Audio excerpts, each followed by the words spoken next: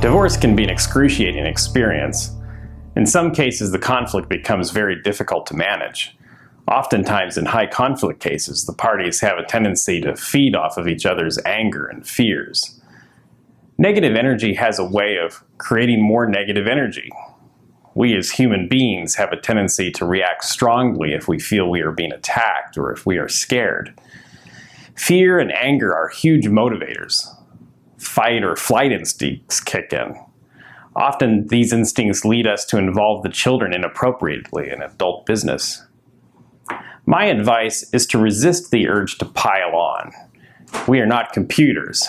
This means that if our so-called buttons are pushed, we need not react in a prescribed fashion. For instance, my spouse speaking ill of my parents does not mean that I will then automatically launch into a tirade of obscenities. Sometimes your soon-to-be ex may lash out or push your buttons. The tendency is to retaliate in some fashion or another, but that rarely helps. Here are some tips to be measured in your responses. First, court may not help. I can't tell you how many times something bad happens in a case and the initial response of the wrong party is to file motions at court. I have to admit that early in my career, I was far more likely to have knee-jerk reactions to demand all sorts of remedies at court for every little perceived wrong. I learned quickly, though, that this rarely helps. Judges hate the tit-for-tat games being played out in their courtroom. If unchecked, dueling court motions can turn the courtroom into a forum for very bad and aggressive behavior. The judges become overwhelmed with the negativity and usually develop very bad opinions of both parties. I have also experienced that the most negative person at court is viewed the most negatively by the judge. There are other options to resolve problems besides court. Mediation or collaborative practice are excellent options. Mediators or mental health professionals can go a long way to diffuse problems, and they can often do it faster than a court ever could. Even simple routine motions can take months to be heard on the court's calendar. You can often resolve problems with the help of a mediator or a collaborative professional in a fraction of the time. Court, though sometimes necessary, should be used sparingly as a last resort. Our second tip: first listen carefully, then respond. Oftentimes one party expresses a concern that causes them anxiety.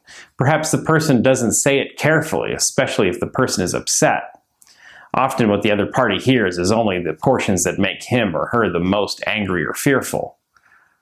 I frequently coach my clients to listen carefully first to what the other person is saying.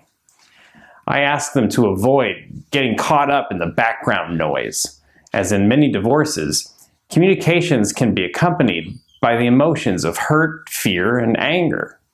Language can be unintentionally combative. Sometimes the language is quite deliberately combative.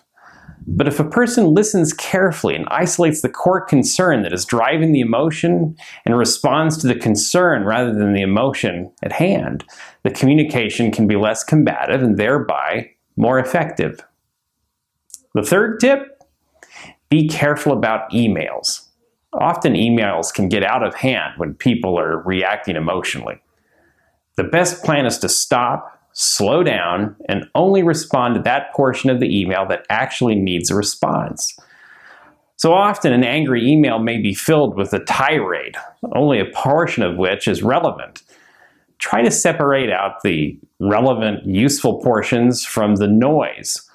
Be cordial and polite in your responses, even if you feel attacked. By focusing on providing the facts in a clear and concise way, the email can be informative and thereby less inflammatory.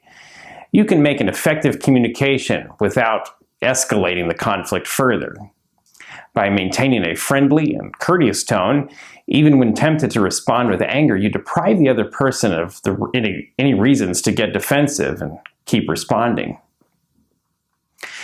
In summary, avoid reacting emotionally and reactively.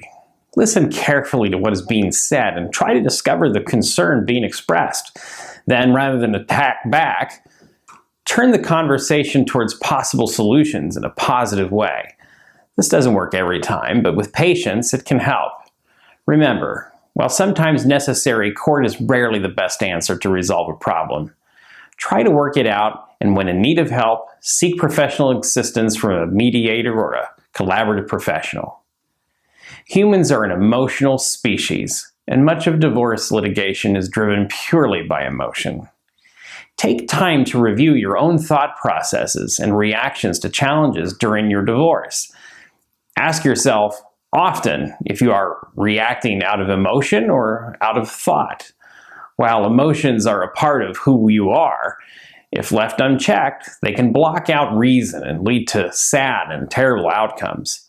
So good luck as you try to interact with your ex. Applying the suggestions in this video can be the difference between expensive, high-conflict divorce or a financially and emotionally less costly amicable divorce.